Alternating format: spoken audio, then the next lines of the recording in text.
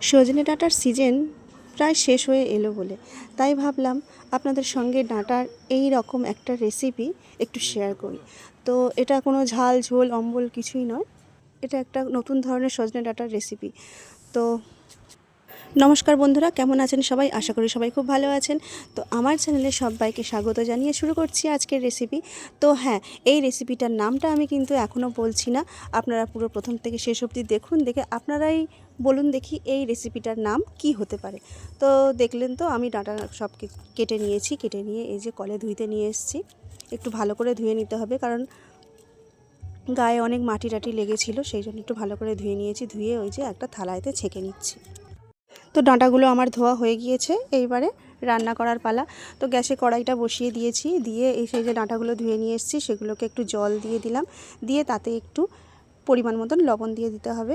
দিয়ে তারপর আমি গ্যাস ওভেনটা অন করলাম, অন করে দিয়ে তার উপরে একটা থালা চাপা দিয়ে দিলাম। এটা এবার খানিকক্ষণ সিদ্ধ হতে থাকবে। ততক্ষণে মশলা কি করেছি দেখিয়ে দিই। জিরে বাটা আছে, আদা বাটা আছে, শুকনো লঙ্কা বাটা আছে, পেঁয়াজ বাটা আছে, আর আছে সর্ষে বাটা।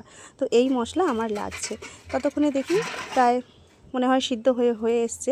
আর বেশিক্ষণ সিদ্ধ করতে লাগে না, এটা মিনিট 10 রাখলেই সিদ্ধ হয়ে যায়। মিনিট 10 তাও লাগে না, তারও কম। আর এই যে ডাঁটার সিদ্ধর যে গন্ধটা খুব দারুণ লাগে, খুব সুন্দর লাগে এই গন্ধটা। এই ডাঁটাগুলো হচ্ছে মাছের ঝোল কিংবা শুক্তো খেতে খুবই ভালো লাগে এই ডাঁটা। তো আমার সিদ্ধ হয়ে গিয়েছে। এবারে আবার কড়াটা ধুয়ে বসিয়ে দিয়েছি, দিয়ে এবার তাতে কড়াটা গরম হয়ে গেলে তাতে দিয়ে দিলাম একটু সর্ষের তেল। সর্ষের তেলটা একটু গরম হয়ে যাবে, তারপর তাতে দিয়ে দিলাম 5 ফোড়ন। তারপর দিয়ে দিচ্ছি পেঁয়াজ বাটাটা। এরপর আমি তেলের মধ্যে দিয়ে দেব খানিকটা জিরে বাটা, তারপর দিয়ে দেব আদা বাটা, এরপর দিয়ে দিচ্ছি শুকনো লঙ্কা বাটা,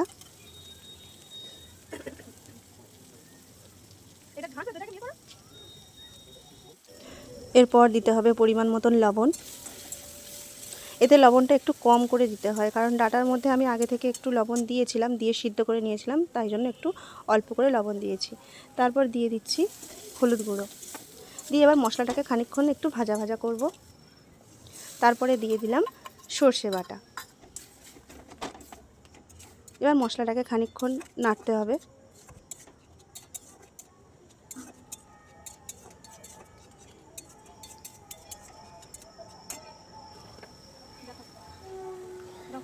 খানিকটা চিনি দিয়ে দিলাম একটু স্বাদ হওয়ার জন্য।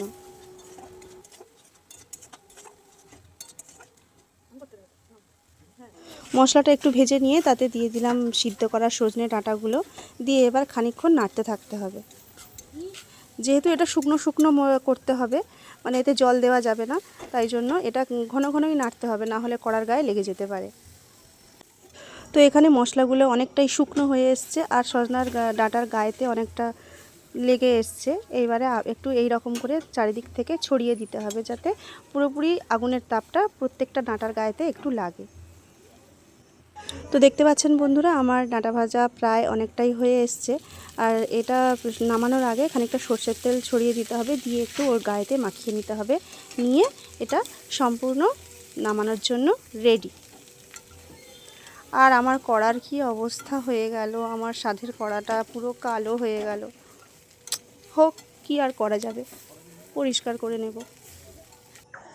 তো আমার এখানে ডাঁটার রেসিপি একদম রেডি হয়ে গেছে, কড়াই থেকে নামিয়ে নেওয়া হয়েছে। নামিয়ে নিয়ে সঙ্গে সঙ্গে আমি একটু কয়েকটা তুলে নিয়েছি, কারণ আমার এটা ভাত দিয়ে খাওয়ার থেকে বেশি হচ্ছে ওই শুধু খেতে ভালো লাগে। তাই জন্য আমি আর বৌদি একটু রোদও লাগছিল, কি করব, একটু বসে বসে খাওয়া দাওয়া করলাম।